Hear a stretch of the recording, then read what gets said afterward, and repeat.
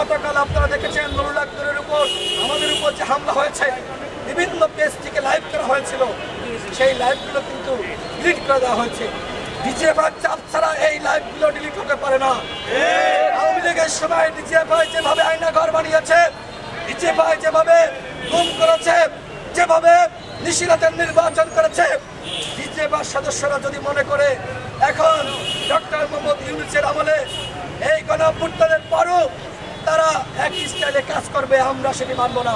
সর্বশেষ বক্তব্য, আমার কাছে স্পষ্ট তথ্য এসেছে ডিজিএফআইয়ের সাথে জাতীয় পার্টির দেন দরবার চলছে।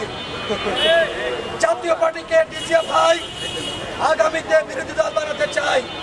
এই জন্য এই ডিজিএফআই গতকাল সেনাবাহিনীর মাধ্যমে জিএম কাদেরকে প্রোটেকশন দিয়েছে। জিএম কাদেরকে বলতে চাই, পিঠের চামড়া থাকবে না। তুমি যদি ডিজিএফআইয়ের ইন্ধনে আবারও রাজপথে নামো, তুমি যদি নির্বাচন করার চেষ্টা করো, জনগণ কিন্তু দাঁত ভাঙা জবাব দিবে।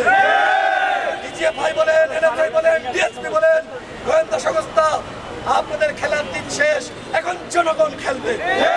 আগামীতে আবার সুষ্ঠু নিরপেক্ষ নির্বাচন হবে। নির্বাচন নিয়ে তাল বাহানা চলবে না।